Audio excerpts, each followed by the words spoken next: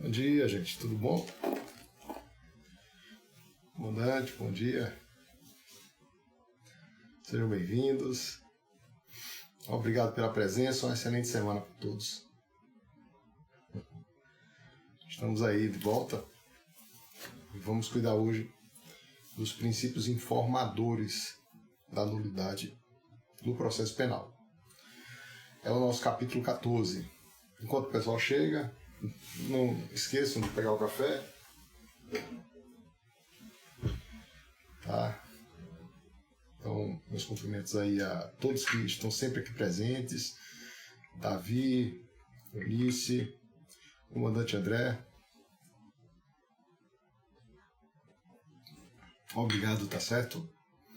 Eu preparei hoje café coado mesmo. Ficou legal?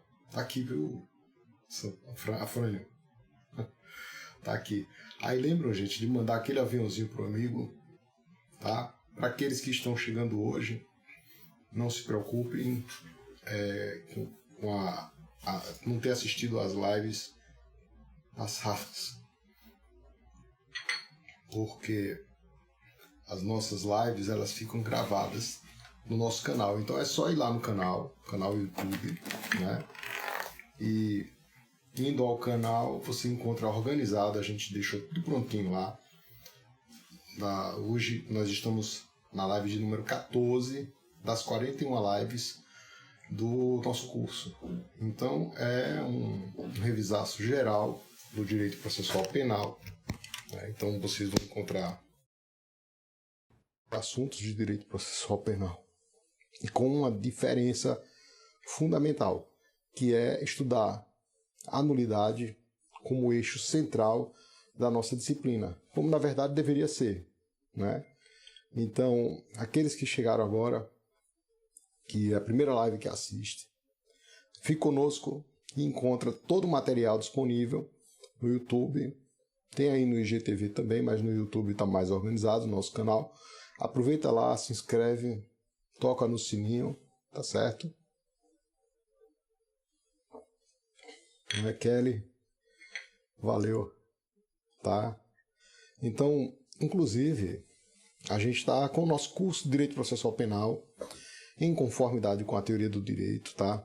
Um curso publicado com o apoio da editora Noesis. Então, este curso aqui, além das lives, que são uma por capítulo, também tem um vídeo por capítulo que eu gravei especialmente para o curso. Então, são vídeos introdutórios a cada um dos capítulos. Então, por exemplo, para quem compra o livro, aí abre a primeira página, tá lá, né? Acesse o espaço digital, né? O espaço virtual da editora, acessa e digita o número que está na segunda folha do livro. E aí você tem acesso também a um vídeo por capítulo. Tem e-book, para quem gostar de livro eletrônico, tem e-book. E tem algumas coisas assim legais do livro, para a gente recapitular o que nós já falamos, né? O Rony já comprou aí, o Rony, a gente divulgou o trabalho de Rony aí junto com o Timbó, Henrique Timbó, que foi meu aluno no Ceará. E Rony é professor no Ceará, a gente se conheceu e faz um grande trabalho lá. Então, obrigado. Quando chegar também é muito bom aquele feedback, né, a respeito do livro. Mas falando do curso, o curso tem vários diferenciais, tá, gente? Por exemplo, é o único hoje que tem índice remissivo para você estudar. E o índice remissivo sempre para mim foi muito importante, né? Eu não coloco assim a questão de ter sido aprovado no concurso como a coisa mais importante. É algo importante na vida da gente, mas o mais importante é continuar estudando, né? Além de passar em concurso, continuar estudando. E a metodologia foi essa que eu usei, né? E uma delas, assim, que era muito eficaz, era tanto estudar o livro do início ao fim, quanto também com o índice remissivo, né? Então, dos cursos de processo penal hoje, né, o único com índice remissivo detalhado por página é o nosso. E você aqui, por exemplo, eu quero saber o que é conexão atenuada. Tem aqui no nosso livro, a página 281. A pessoa vai lá e estuda, né? Então, gente, lembra de convidar os amigos, manda aquele aviãozinho, olha, segunda-feira, Rosmar começa 6 da manhã. Amanhã nós temos outra live também sobre o capítulo 15. A live de hoje é sobre o capítulo 14, que são os princípios informadores no direito processual penal. Então, para vocês terem uma ideia, esse capítulo ele encontra um eixo com o capítulo anterior. A live anterior, se você puxar, a gente cuidou das regras de calibração no processo penal. Então, 40 minutinhos, a gente tratou da regra de calibração. Todo mundo que fala isso, o que é isso, né? Calibragem de pneu é parecido, né? O pneu aguenta uma pressão. Você tem uma pressão máxima a partir do qual ele pode estourar, pode ter problema, né? Não fica confortável ao conduzir. Também um motor também tem esse mesmo sistema de controle, o nosso também. Então a regra de calibração é aquela que autoriza evitar a consequencialidade de uma norma, mas não de qualquer jeito. É justamente a regra de calibração que pode ser um princípio, que é o assunto de hoje. Viu, gente? Então vamos para a aula, né? Vamos aqui para a nossa aula. Erlan. Então, pessoal, olha, o livro também é dividido assim, se eu não quiser procurar por página, os tópicos estão também organizados por capítulo. Então são 34 páginas de sumário. Aí você vai, o capítulo de regra de calibração é o 13. Então tem de 13.1 a 13.10, por exemplo, de tópicos. Então você vai encontrar isso também. E aqui eu estou procurando o 14. Então o 14 vai ter tópicos do 14.1 em diante, né? E aqui chegamos no nosso capítulo. Também colocamos assim tabelas para organizar, estruturar e dominar melhor o assunto, mas falamos dos princípios informadores no direito processual penal, tá certo? E aqui começamos com a ideia de princípio. Assim, esses nomes sempre vão ter vários sentidos, né? Princípio é usado metaforicamente no direito processual, como quase em todo lugar, né? Porque princípio pode ser começo, princípio na filosofia são causas primeiras. Então, durante muito tempo, a filosofia procurou enfrentar o problema da existência humana. Aí podemos questionar por que existe o ordenamento jurídico, né? Qual a razão? Então nós também temos como justificar a sua existência a partir da ideia de gênese, a partir da ideia de derivação, né? Então os princípios seriam aqueles pontos iniciais, aqueles pontos centrais. E aí nós temos duas formas de enxergar. E precisamos ter cuidado porque nem sempre esse nome é usado de maneira uniforme em outros ordenamentos jurídicos. Então você encontra outro ordenamento jurídico que vai cuidar, por exemplo, de princípio como uma espécie de atmosfera, como se ele estivesse ali no entorno da cultura jurídica local, dos costumes. É assim, por exemplo, nos sistemas de common law. E é um pouco complicado você aferir princípios sem dado empírico. Os nossos princípios não. O que é que eu chamo a atenção aqui no curso é que princípio não decorre só da cabeça do ser humano. O princípio precisa decorrer de um texto legal. Então nós temos um texto constitucional legal que tem um princípio, aí eu tenho o chamado princípio enunciado. E por que princípio enunciado? Porque eu tenho já um ponto de partida fixo e definido. Então, quando a Constituição diz que é assegurado o devido processo legal, que é assegurada a dignidade da pessoa humana, esses princípios são princípios enunciados. Deles eu posso construir princípios norma, né? Então, princípio é uma categoria normativa, mas o nome princípio tem vários sentidos, e um deles é o chamado princípio enunciado. Eu tenho também a ideia de princípio norma. Princípio norma tem dois sentidos. O primeiro é quando eu afiro a partir de fragmentos de texto. Então, às vezes, o princípio não está claro no sistema. Por exemplo, o nosso princípio, e que também é o nosso sistema no processo penal, é o acusatório. Mas você não vê isso em nenhum texto da Constituição, nenhum artigo da Constituição. Hoje nós temos no Código de Processo Penal uma menção a isso, dizendo que o processo penal deve ter estrutura acusatória. Então, a estrutura acusatória está no artigo 3º-A. Então hoje temos, mas esse dispositivo mesmo assim teve eficácia suspensa pelo Supremo Tribunal Federal quando apreciou uma ação de constitucionalidade contra as disposições do pacote anticrime. Então, o que nós podemos deduzir em torno do chamado princípio acusatório ou sistema acusatório é que ele não tem previsão no texto da Constituição da República, mas nós inferimos da Constituição da República. E assim o fazemos não porque deve sair exclusivamente da nossa cabeça, não, porque aí seria um subjetivismo exacerbado, um subjetivismo extremado, não. Nós precisamos fazê-lo derivar dos fragmentos de texto ou de vários enunciados normativos, por isso chamado princípio norma. Então será tanto princípio norma no aspecto enunciativo, como será princípio norma quando você pensa a categoria. Isso considerando que trabalhamos com a ideia de que norma não é imperativo, norma não é um imperativo, norma não é um comando. As questões imperativas, elas estão no entorno normativo, como efeitos da causa. Norma é um pensamento.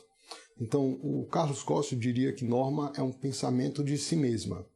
Isso é muito de Kant. O Kant pensava os objetos não enquanto objetos separados, mas enquanto algo que era pensado pelo sujeito que reproduzia na consciência o seu objeto. Então, o princípio é tanto início como é alicerce do sistema. Agora, princípio é uma categoria cuja peculiaridade, eu coloco aqui, é de vaguidade. O princípio, então, é dotado de vaguidade. O que é vaguidade? É que ele não é preciso, ele é uma diretriz, ele é o que se diria, alguns chamam de mandado de otimização, embora eu não goste muito da ideia de mandado, porque parece que a ordem ela está externa à produção do próprio princípio. Né? Posso dizer, bom, do princípio decorre um mandado de otimização, perfeito. Então temos aqui o princípio como uma categoria normativa ao lado da regra. A regra, enquanto é mais fechada, o princípio é mais aberto. Né? Então a regra tem essa ideia de algo tudo ou nada, enquanto o princípio você pode admitir uma espécie de diretriz interpretativa, como vetor. Então, vários dos nossos princípios aplicados à nulidade são vetores. Gente, muito bom dia para aqueles que chegaram depois, tá? Nós estamos na live de número 14 do curso de Direito Processual Penal em conformidade com a teoria do direito, e é um trabalho nosso que reúne nossos estudos aí mais de 20 anos estudando. Então hoje nós temos um projeto que cuida de todo o direito processual penal sob a ênfase teórica do direito. É o único exclusivo que tem essa toada. Nós não temos outro no mercado com essa toada. São 41 capítulos, então são 41 lives, tá certo? Quem chegou depois, não tem problema. Nós deixamos salvas essas lives, elas ficam todas guardadas, tanto no IGTV como no nosso canal YouTube. Aproveita, vai lá, se inscreve, assiste todas elas. Pode também estudar o livro com a live, e lembrando que o livro tem uma videoaula por capítulo.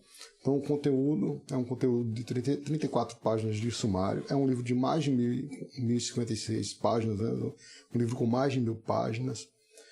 E vamos ao tema, lembrando que vocês podem enviar um aviãozinho aí para os amigos, avisam lá, olha, a live está muito legal, né? A gente está preparando e se preparando com cuidado, com carinho, para deixar o assunto mais acessível.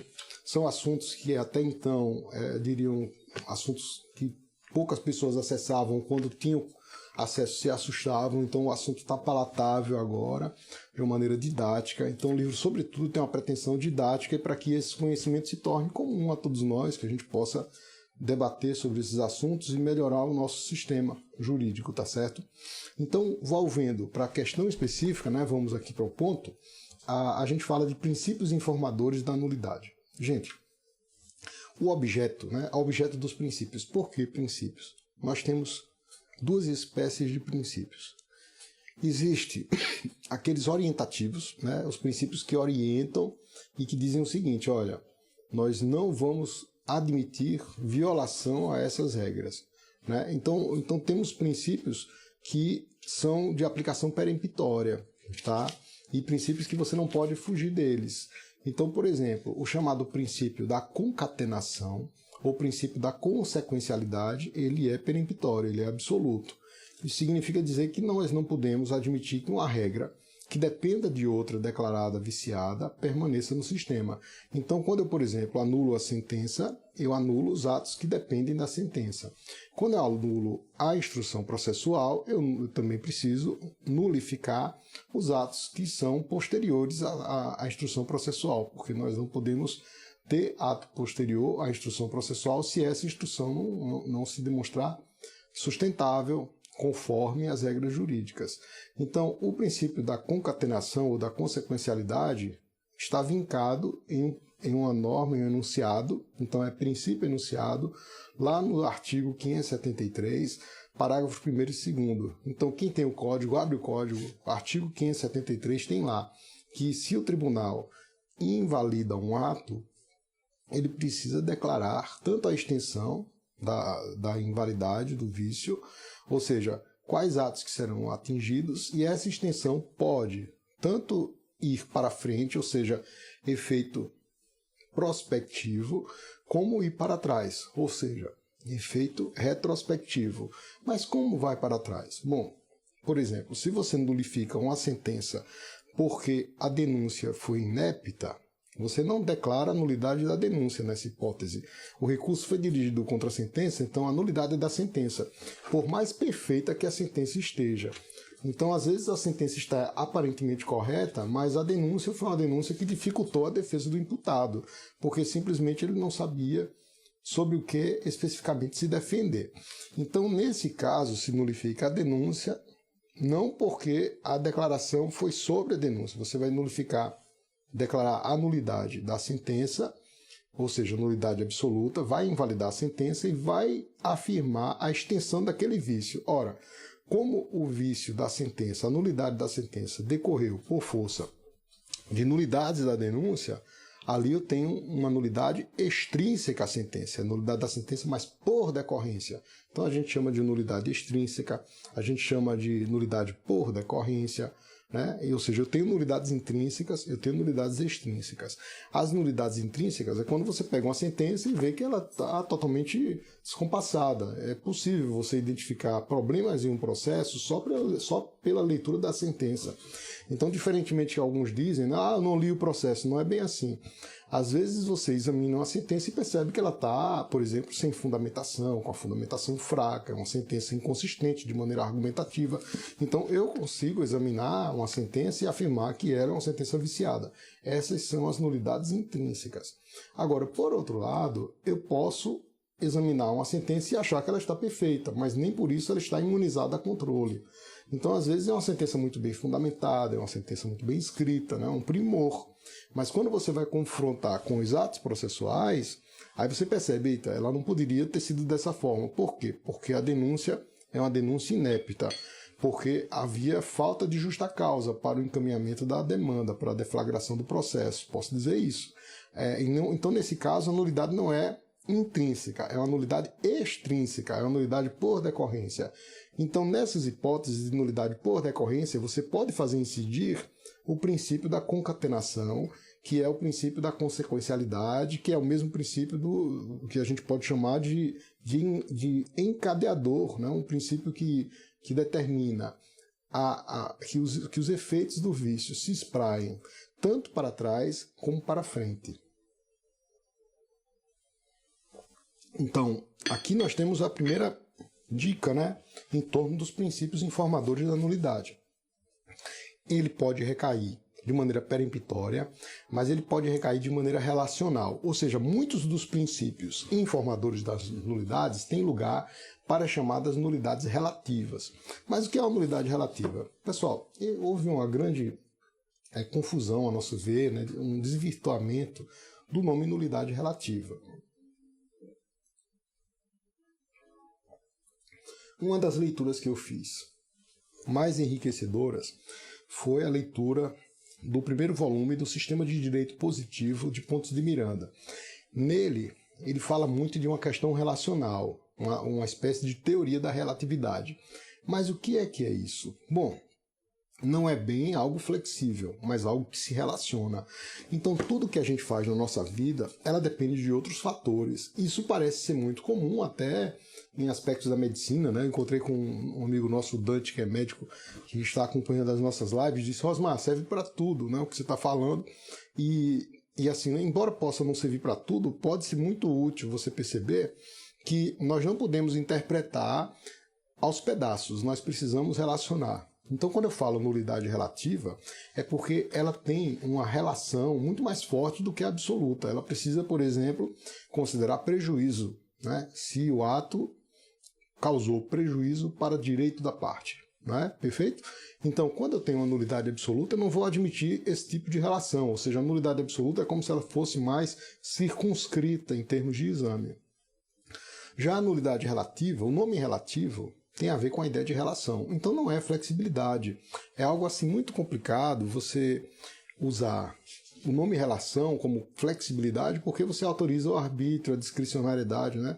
Nós temos essa fragilidade enquanto ser humano de repente estar com o poder e causar um prejuízo, um abuso em relação à prática das nossas ações. Então o nome relação, que eu peguei assim da uma parte de Lorival Villanova e outra da ideia pontiana, que é essa ideia do sistema de direito positivo, é que é como se eu precisasse de outros elementos para fazer incidir a norma. Então, uma relação maior, né, com questões tendentes a evitar a afirmação de nulidade. Então, podemos dizer que os princípios, quando são princípios relacionados, interpretados em conjunto com o que eu denomino de regras de calibração, eles evitam a consequencialidade normativa que seria normal à espécie, né? Normal entre aspas. O que seria normal? Que da nulidade decorra uma invalidação, né? Que da nulidade decorra a supressão dos efeitos do ato por se subtrair a noção de validade. Gente, eu trabalho muito com validade e invalidade. Isso é de Kelsen, validade e invalidade. Quando eu insiro no processo um ato, ele está válido. Quando eu preciso retirar o ato do processo, o ato não sai. O que você coloca é um sinal negativo no ato. Hoje, no processo eletrônico, é um tracinho. Mas qual a importância do tracinho? É a gente saber que aquele ato não produz mais efeitos. Então, é a subtração de validade, a invalidação.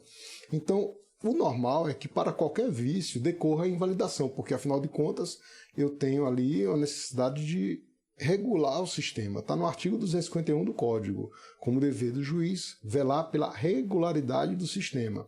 Todavia, nós prestigiamos uma instrumentalidade prudente, né? Assim, eu até digo que a instrumentalidade não é do processo, né? A instrumentalidade é do direito material, como se as regras de processo penal fossem muito caras. Mas você pode identificar vícios mais graves e vícios menos graves, de maneira que não seria justo, adequado que se tornasse em todo sem efeito um determinado ato processual. A grande dificuldade é dizer quando isso é contingente e quando isso é necessário. Então, será necessária a invalidação toda vez que a manutenção do ato significar uma cegueira em relação à nulidade absoluta. Em outras palavras, se houver nulidade absoluta, a consequência deve ser necessária. Se houver nulidade relativa, a consequência pode ser invalidação, mas pode não ser. E quando não será? Quando existir um princípio, que nós estamos vendo, que desvia a consequência normal. A consequência normal seria invalidação, mas com a incidência do princípio, eu convalido. Aí veja, convalidar tem um sentido aqui que nós damos de confirmar a validade, confirmar a operatividade do ato, né? Convalidar. Invalidar é subtrair a validade, né? Ou seja, essas questões estão atreladas a um antecedente normativo, que é justamente a classe de nulidades. Então, os princípios, eu tenho princípios que são cogentes, como o caso da consequencialidade, que invalida tudo, mas eu tenho princípios que não são cogentes no sentido de serem de incidência obrigatória, especialmente em relação às nulidades relativas. Mas como dosar isso? Bom, aí nós temos assim os princípios fundantes, né? Então a dignidade da pessoa humana é um princípio fundante. Então nós explicamos aqui a dignidade da pessoa humana como um princípio que necessita de densificação. Dos livros assim que eu recomendo sobre a dignidade da pessoa humana, com a pegada filosófica, é o livro do professor da Paraíba de filosofia, um dos mais fantásticos que eu já tive a oportunidade de conhecer em sala de aula, é o Eduardo Rabenhorst. Então ele tem um livro Dignidade Humana e Moralidade Democrática. Então quem conhece o Rabenhorst, já teve contato, né, uma das pessoas assim com quem eu mais aprendi. Nesse livro ele explica o conteúdo de uma maneira assim circular. Maravilha. Então uma das composições mais interessantes da dignidade da pessoa humana é a igualdade. Então a igualdade é uma derivação da dignidade humana. E é interessante que você coloca a igualdade como, por exemplo, todos nós somos dignos de ter culpa, não é? No sentido de sermos dignos de responsabilidade. Então quando você torna alguém irresponsável, é como se em dignidade ele fosse ofendido com isso. Né? Ofendido.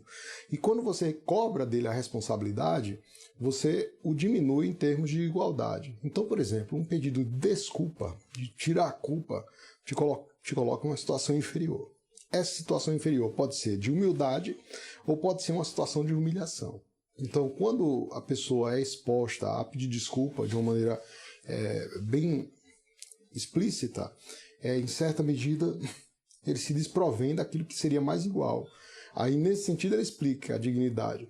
Mas a dignidade aqui também tem um condão de te orientar na aplicação das normas. Então, toda vez que nós aplicamos o processo de maneira desigual, e isso, infelizmente, é um dado histórico, de que o processo penal é seletivo, o direito penal é seletivo, isso quer dizer que ele alcança umas pessoas e não outras, ou alcança as pessoas de maneira diferente. Então, vejam que isso é uma ofensa à dignidade. Então, os argumentos de Rabenhorst me ajudam a identificar o conteúdo. Então, quando eu nulifico, por exemplo, um ato para um e não nulifico para outro, né, isso é muito comum a gente identificar arbítrio na hora de aplicar os institutos da nulidade. Isso é geralmente uma questão cultural e também histórica. Por exemplo, o nosso código coloca as nulidades lá depois do artigo 560, quando é um tema de teoria geral que deveria vir no início do código, né? Então, quando a gente verifica que há uma aplicação desigual, é um problema, né, em termos de tratar o processo como algo sério para prestigiar a dignidade do homem. Então, densificar o princípio da dignidade é algo muito importante, está na Constituição. Então, eu já vi assim, algumas pessoas, né, até pessoa que tem um histórico de lecionar, né, ou então uma pessoa que escreve, aí diz, não, eu acho que está errado prestigiar a dignidade humana, tudo na petição inicial coloca lá dignidade humana, então isso não diz nada. Eu discordo absolutamente, né, desse ponto de vista, porque é um dos fundamentos do nosso sistema. Né? Você pega a Constituição da República, trata, pelo menos está lá primeiro, a dignidade humana como um dos primeiros dispositivos, artigo 1º, inciso 3, né? Então eu não posso dizer, não vale nada, não, ele precisa de densificação. Um outro autor que trata dessa questão, André Nicolit, né, nosso parceiro de processo penal, ele também cuida de colocar sempre a dignidade humana no livro dele como um dos vetores interpretativos. Ao lado desse princípio existe um outro, gigante, que é o princípio do postulado da inocência, né? Ou seja, falar princípio do postulado fica até redundante. Ele é postulado porque ele fica como se fosse mais acima do que o princípio. Eu posso então classificar os princípios. Princípio de primeiro grau, princípio de segundo grau. Como se existisse uma regra de sobrenível. O princípio da dignidade humana é uma dessas regras de sobrenível. Também o princípio da inocência, estado de inocência, postulado da inocência, ou ainda, geralmente a gente não distingue e fala de não culpabilidade. Está no artigo 5º, né? Aí o inciso 67, e é como se ele fosse orientador, um cânone hermenêutico que dá a dica para todo o nosso sistema, né? E, por exemplo, eu não posso tanto interpretar contra o princípio da inocência, como também não posso tratar as pessoas como culpadas. É interessante isso, porque muita gente que às vezes aplica o princípio, aplica uma regra contra o princípio do estado da inocência, quando é ele o acusado, ele pede a aplicação para ele. Né? Assim, isso é muito comum. O ser humano às vezes fica cego na hora de acusar o outro, mas quando há uma acusação contra ele, ele começa a aplicar o direito totalmente de forma diferente, né? Ou seja, ele é incoerente quando a regra deve ser aplicada para ele enquanto acusado. Na verdade, o postulado da inocência deve ser para todos.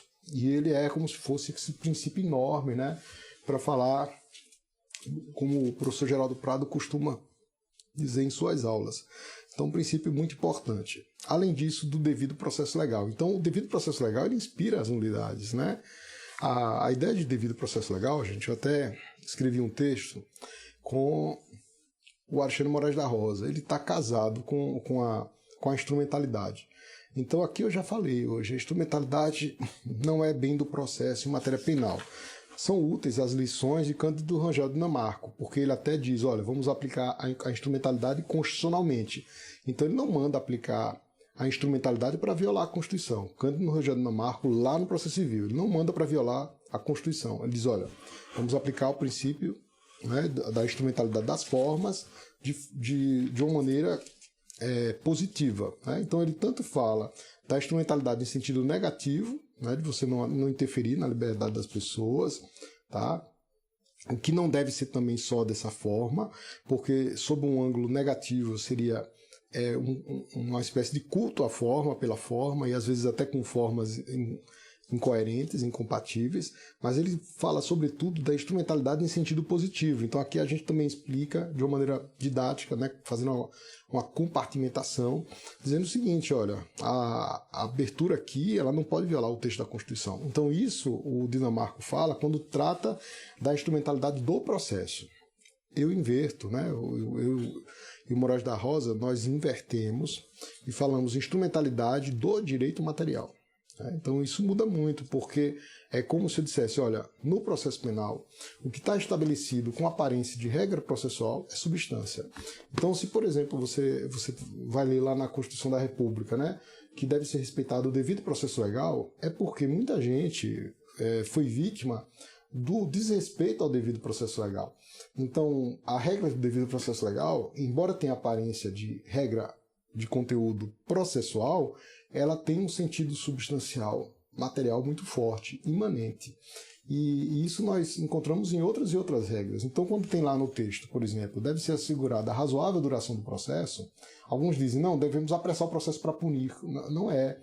Se está situado no artigo 5º, a proteção deve ser em relação à pessoa mais fraca da relação processual, que é o imputado. Então, a regra de celeridade, ela deve ser uma regra que prestigie o imputado, ou seja, evitar processos eternos sem uma solução justa, né? Então eu não vou usar mais a ideia de processo secreto, processo que demore demais com o objetivo de constranger, né? Então uma das formas de você constranger alguém é você guardar o processo debaixo do braço e não julgar. Então a ideia do texto, nesse caso é o inciso 78, né, do artigo 5º, o inciso 78, que foi introduzido depois, lá na emenda constitucional de 2004, né, emenda 45, ele é um dispositivo que deve ser também interpretado favor rei. Ou seja, a ideia de inocência, ela permeia todo o processo penal. Tá, gente, aí meus cumprimentos, tá? Para quem chegou depois, não há problema, eu deixo a live gravada, também tá no meu YouTube. O nosso canal está bem legal, está organizado por lives. Essa é a live de número 14 do curso de Direito Processual Penal em conformidade com a teoria do direito. É um curso publicado pela editora Noesis, né? Um curso que foi carinhosamente preparado para possibilitar o acesso a todos os conteúdos do processo penal com aquele eixo que não sai da gente, que é o eixo estrutural. Então nós seguimos a ideia do construtivismo lógico-semântico, né? E lembrem de mandar aquele coraçãozinho, eu gosto de receber os corações, tá? Aquele tchauzinho aqui também, obrigado aí pela presença. Então manda um aviãozinho para os amigos e olha, tá acontecendo a live, ainda dá tempo. Pega um cafezinho, né? Aqui o café hoje tá tão bom que eu terminei logo. E prepara, né? Que é legal. Kelly, obrigado. Obrigado aí, valeu. Então esse apoio também é muito importante, e o mais importante de tudo é o livro, né? E o melhor é o preço, assim, o preço está extremamente justo lá. Dá uma conferida no site, tá joia? No Linktree do meu Instagram, você vê lá as nossas propostas. Então é só dar uma checada, ver o que é legal. Então, tratando aqui de outro princípio, que é muito citado, é a instrumentalidade das formas, que a gente diz, não é instrumentalidade das formas, é instrumentalidade do direito material. A instrumentalidade da forma só tem valor se ela tiver um conteúdo pragmático. Então vamos dar aquela dica, né? O que é um conteúdo pragmático, né? Ora, a pragmática, gente, tem a ver com a função. Então toda vez que você vê esse nome, né, pragmática, função, qual que é a função do princípio da instrumentalidade das formas? Qual que é a função do direito processual penal? Ora, nossa função é a de proteger a liberdade no seguinte sentido: eu não posso autorizar punições arbitrárias, né? Eu não posso permitir punições a todo custo, a qualquer preço. Então, na instrumentalidade das formas, nós encontramos alguns dispositivos no Código de Processo Penal, podemos dar utilidade a esses dispositivos, né? Utilidade. E uma das questões diz respeito a outros princípios que estão com ele permeados. Então, diz assim, olha, não se deve nulificar quando a decisão for uma decisão que esteja de acordo com a verdade substancial da decisão, né? Com a verdade substancial ou com a decisão da causa. A noção de verdade substancial está no nosso texto e é uma noção extremamente complicada, porque quando você procura verdade substancial, você cria todas as condições para o nascimento de um juiz inquisidor. O que é um juiz inquisidor? É aquele juiz que interroga bastante, é aquele juiz que vai atrás da verdade a todo custo, é aquele juiz comprometido, então, com a tese da acusação. Então, o juiz inquisidor, via de regra, ele viola princípios muito caros a nós, como o princípio da imparcialidade. Então, a noção de verdade real, de verdade substancial, ela tem sido submetida a muitas críticas, né? Uma das críticas é do autor Sala, ele critica bastante, tem um livro tratando sobre a ambição de verdade no processo penal, um livro importante dele, dentre outros, né, que trabalham com a crítica à verdade real. E o que nós propomos em termos, aí talvez esse seja a única nomenclatura que vocês devem encontrar, é que a verdade no processo penal seja uma verdade mais do que formal. Ou seja, não é só a verdade formal, ela é mais do que formal. E por quê? Porque você não pode se contentar, por exemplo, com a confissão. Às vezes a pessoa está confessando e realmente fez o fato, olha, estou aqui confessando, fui eu que fiz, né?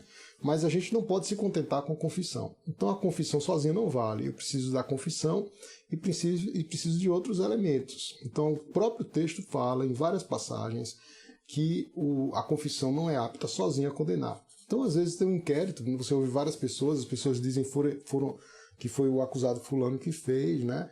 E a gente não sabe exatamente porque o inquérito, gente, anotem isso aí, o inquérito é um dispositivo com aspectos relatados e não relatados, né? Isso aí o nome dispositivo aí está em sentido filosófico. Então, aspectos relatados e não relatados. O que é que isso quer dizer? É uma chamada de atenção para dizer, olha, o inquérito não tem contraditório que permita um controle efetivo. Então, o inquérito deve ser olhado sempre com desconfiança. Não no sentido de desprestigiar a atividade do delegado, não é isso. Mas desconfiança justamente porque não houve a participação de todo mundo, não teve a participação das partes, né? Então, assim, muito raramente o advogado está lá no inquérito policial, ressalvadas as hipóteses de indiciado preso. E o Ministério Público também não está como regra. Então, o inquérito são elementos que eu tenho que colocar sob cautela, sob cuidados. Então é o artigo 155 do Código que diz isso, e diz, olha, somente com os elementos do inquérito não dá, ressalvadas as provas irrepetíveis, as provas cautelares, né? Ressalvadas aquelas provas, então, que não têm condições de se repetir, ressalvadas as provas cautelares e as provas antecipadas, né? Ou seja, aquilo que eu necessitar fazer com urgência, eu posso utilizar naturalmente com certos cuidados, mas fora isso eu não posso usar só os elementos do inquérito. Então, tudo isso coloca a noção de instrumentalidade das formas sob crítica, né? Assim, aí você não vai aceitar a instrumentalidade das formas que se repete em várias decisões judiciais. Aí você faz uma análise crítica, né? Então, se for o tribunal que disse, você respeita a opinião divergente, mas você coloca lá, olha, existe aqui essa inconsistência na decisão, né? Nós temos aqui um problema e a forma é algo muito importante, porque a forma capitula essências no processo penal. Então muita gente morreu, muita gente foi presa injustamente, muita gente foi torturada na cadeia, né? Os abusos do poder estatal são históricos. Então o que tem de processo, né? O que tem de aspecto processual, acaba tendo muita coisa de crítica. né, e muita coisa material. É interessante falar do princípio da ampla defesa e dos recursos a ela inerentes. Então, no processo penal, os recursos são inerentes à ampla defesa. Então, vejam, enquanto a supressão de um recurso em matéria civil tem eficácia imediata, no processo penal, a gente tem dúvida em relação a isso, né? Ou seja, a supressão de recursos deveria realmente ter aplicação imediata no processo penal? Então, qual que é a ideia disso aí? É saber se um fato que ocorreu antes da supressão dos recursos deve ter a admissão, um processo posterior, desses recursos que já foram suprimidos do sistema atual. Então, observem que isso casa com a noção de vigência que nós afirmamos nas lives anteriores. Então, vejam lá que vigência é um intervalo temporal. Então, você pode ter uma norma que hoje não está mais no sistema interpretado, mas que ela está vigente em relação ao fato passado. Isso depende. Em regra de recursos, a questão é a seguinte, é um direito fundamental que está no artigo 5º, e os recursos são inerentes à ampla defesa.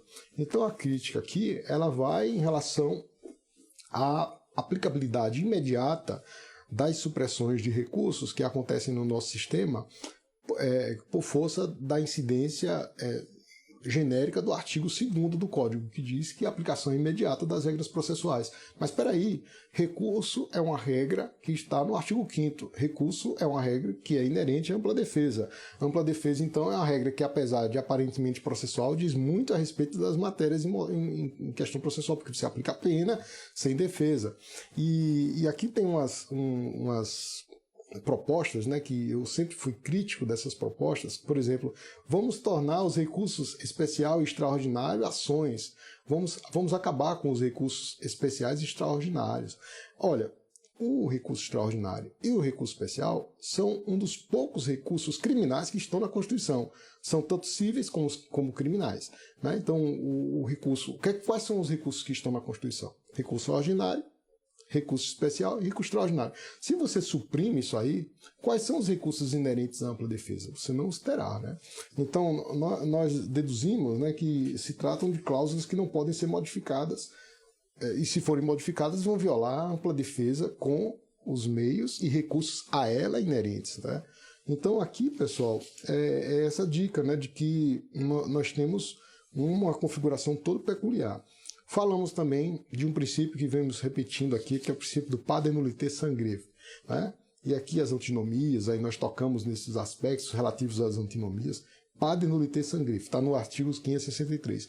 E o código é rico, né, em questões que aumentam o subjetivismo judicial. E é interessante que ele diz o seguinte, o código quis ser taxativo, né? O código imitou o código Rocco italiano.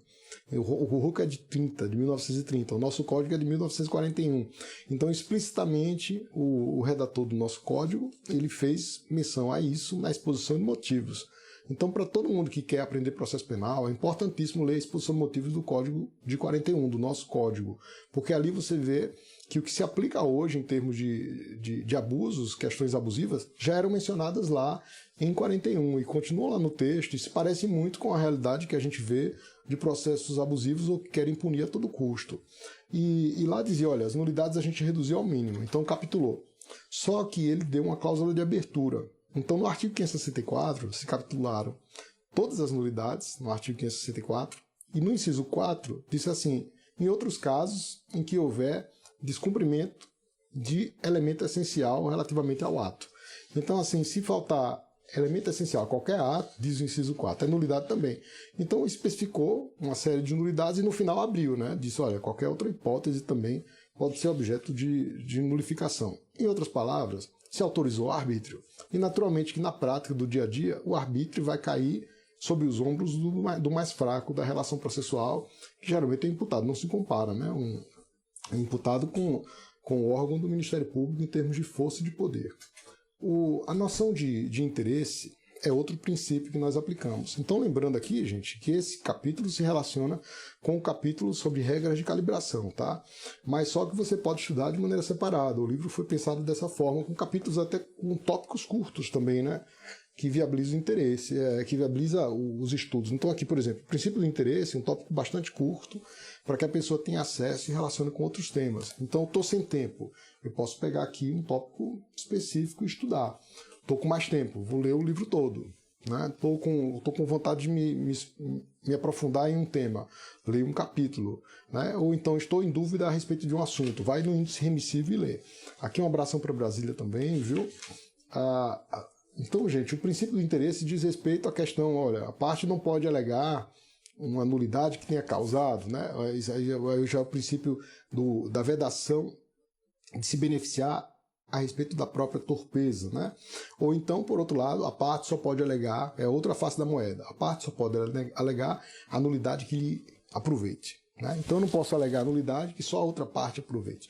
Bom, isso é verdade para as nulidades relativas, como chamamos a atenção, mas para as nulidades absolutas não dá, né? Ou seja, aqui vamos já nos encaminhando para o final da nossa live, do nosso encontro, a falta de precisão nas classificações aumenta o arbítrio, tá? Então encontramos autores que a gente até admira bastante, né? Pessoas que a gente considera e que tem um papel assim, fundamental no direito processual penal brasileiro, que dizem, olha, essas classificações elas não interessam, né? Essas classes elas não ajudam a controlar o arbítrio, porque geralmente os tribunais usam para abusar. É verdade. Muitas das vezes se faz uso da nulidade absoluta e nulidade relativa para se negar o controle dos atos processuais viciados. Mas observem que esse problema diz muito mais respeito a quem aplica a regra do que a dogmática. Então nós temos a dogmática de controle que sem ela parece que aumenta ainda mais a discricionariedade, né? Então assim, se eu for, por exemplo, fazer de maneira aplicação direta o texto constitucional sem uma regulamentação, vai ficar muito aberto. É o problema dos conceitos jurídicos indeterminados. Então, uma das formas de controle é dizer o seguinte, olha, eu vou nulificar o ato toda vez que se perceber que feito de outra forma causou prejuízo para o imputado. Então, dessa maneira, eu coloco nos ombros do juiz o dever de dizer, não vou anular. Por quê? Porque a feitura do ato de outra maneira conferiu mais eficácia a direito fundamental do réu, né? Então ele quer inverter o papel do juiz para que, ao invés de dizer que não há nulidade porque o réu não comprovou prejuízo, não há nulidade porque o ato feito de outra forma, sendo nulidade relativa, no meu caso, o ato feito de outra forma não causou prejuízo para o direito da parte, né? Aí alguns querem tornar essa regra única. Você amplia a discricionariedade, porque aquele juiz que tiver capacidade de fundamentar melhor, ele pode se desviar das consequências, né? Tem gente que escreve muito bem, coloca lá retoricamente, né? Uma outra questão, gente, é o princípio da oportunidade. Está lá no artigo 572, 3 princípios. Princípio da oportunidade, princípio da finalidade, que se relaciona com a instrumentalidade das formas, e princípio da anuência. Esses princípios devem ser aplicados às nulidades do artigo 564, segundo texto, né? 564, inciso 3, alíneas D e E, segunda parte, e G e H. Então, ali nós temos a aplicação de 3 princípios restritamente a essas alíneas. O que é que isso quer dizer? Alguns se arriscam a dizer que essas nulidades do artigo 564, inciso 3, alíneas D e E, segunda parte G e H, são nulidades relativas. Esse é um risco muito grande de você afirmar. Por quê? Porque se diz nulidade. Se trata de nulidade combinada. Então nós costumamos harmonizar a questão para tratar de forma sistemática. Então se trata, na verdade, de nulidade absoluta. Mas a aplicação dos princípios desviam a consequência que seria normal, que é a invalidação.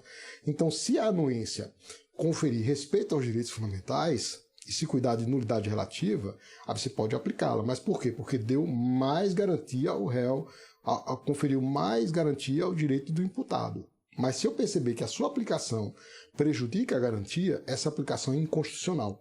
Então, o que é que podemos dizer a respeito desses princípios? É que eles necessitam de interpretação conforme a Constituição. Ou, de acordo com o paralelo correlato, eles necessitam de a aplicação de uma nulidade sem redução de texto. São duas coisas correlatas que fazem parte do mesmo princípio de controle das normas, isto é, de controle do sentido que você dá às normas. Ou é controle de constitucionalidade declaratório, ou seja, interpretação conforme a Constituição, ou é de infirmação da constitucionalidade, nulidade parcial sem redução de texto. Então aqui são os 3 princípios, né? E aí nós continuamos dizendo que é com validação, a verdade substancial, a gente trata aqui também de maneira separada. A questão do confinamento dos atos processuais, da conservação dos atos processuais, aí nós fazemos também uma crítica a respeito do artigo 567, que diz que a incompetência anula. A incompetência não anula nada, quem anula é o juiz, né? A gente faz essa explicação, fazendo o detalhamento estrutural do texto e relacionando com outros assuntos práticos do nosso sistema, tá? A consequencialidade, nós falamos, né, da consequencialidade, o princípio extensivo ou ainda da causalidade, então também é muito importante. Outra coisa é o princípio da restrição processual, a decretação da eficácia. Então, se de um lado eu tenho a consequencialidade, do outro eu preciso delimitar a extensão da eficácia. É complicado quando o tribunal diz anulo todos os atos processuais dependentes e não diz quais os atos dependentes. Então ele precisa delimitar, com o objetivo de evitar dúvidas, porque chega o processo para o juiz de primeiro grau cumprir, ele pode ter dificuldades, né? Então é como se fosse um lado da norma dizendo que se deve fazer e outro lado da norma dizendo que se não deve fazer.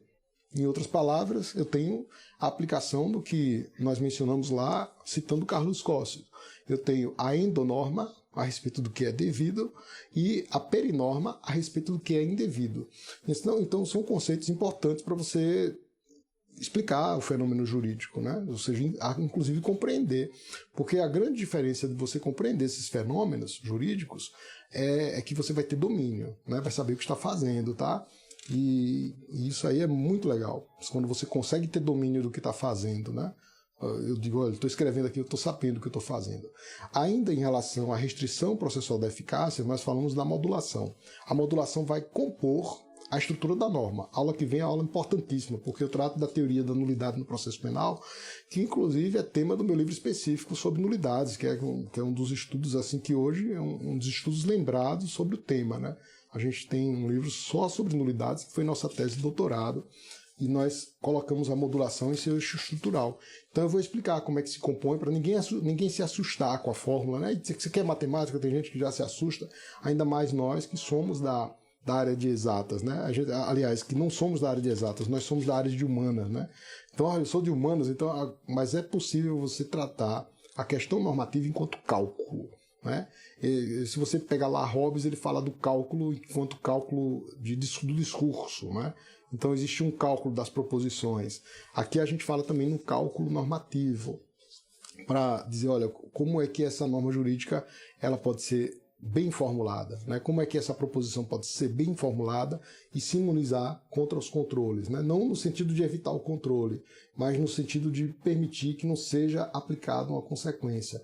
Então nós separamos também a ideia de liberdade fato, que é uma liberdade que você não pode limitar, ninguém pode me impedir a fazer alguma coisa errada, a não ser que me segure. Então a liberdade de fato ela não é objeto da questão jurídica, né, da questão de controle jurídico, mas o que lhe vem subsequentemente é. Então se eu cometo uma coisa de qualquer maneira, exercendo os meus poderes de liberdade de fato, que eram incontroláveis, eu posso controlar os seus efeitos. Então o que se chama de controle de expectativas futuras. Então a liberdade jurídica ela pode sim ser controlada. Então, posso evitar que o juiz faça errado? Posso evitar que uma parte alegue a nulidade? Não dá para evitar que a parte alegue a nulidade. Então tem alguns dispositivos do código que dizem assim, não será... É proibido alegar nulidade quando? Ora, a pessoa pode alegar nulidade, agora o controle pode não ser feito, né? Então as chamadas impeditivas de nulidade, elas não impedem a liberdade que a pessoa tem de alegar. Agora, se essa liberdade vai ser classificada como jurídica ou não, é diferente. Gente, podem lançar as dúvidas, né? Caso tenham, né? Nós vamos aqui já encerrando. Tem outros princípios correlatos aqui, como o chamado princípio que tem o dever de mitigar o prejuízo, que é um princípio inconstitucional, que não deve ser aplicado. Foi citado algumas vezes pelo STJ e a Corte parou de citar. É o The Duty to Mitigate the Loss, embora de vez em quando se proponham que a parte deve colaborar para sua própria condenação, que é um absurdo, né? Ou seja, em termos de incidência de princípios em processo penal, como de colaboração processual e boa-fé, me parece totalmente incompatível com aquela realidade natural da pessoa de evitar uma punição, né? Não vejo como você compatibilizar de maneira lógica esses princípios no processo penal sem mitigar o direito à ampla defesa, tá certo? E E aqui a gente vai encerrando, né? E podemos falar assim, a gente fala de várias questões em termos de o que isso pode ajudar, né? Então pode te permitir controlar os atos processuais, né? Então, a ideia de você colocar bem o argumento ali, você também consegue diferenciar e classificar melhor os vícios. Então tem muita gente que tem dúvida, a pessoa tem tanta dúvida na hora de dividir uma nulidade relativa de uma absoluta que ela simplesmente desiste dessa divisão. Então a nossa proposta é que vocês não desistam da divisão e de bem entender o vício e bem entender o seu controle. Se você não consegue diferenciar o vício, você não vai conseguir diferenciar o que é correto. Então eu tenho sim formas de escalonar os valores que estão documentados no nosso texto de processo penal, no nosso texto da Constituição da República, né? Então, já tenho aqui duas coisas importantes. Consigo classificar as nulidades, consigo fazer o controle, consigo entender o processo penal. Tá?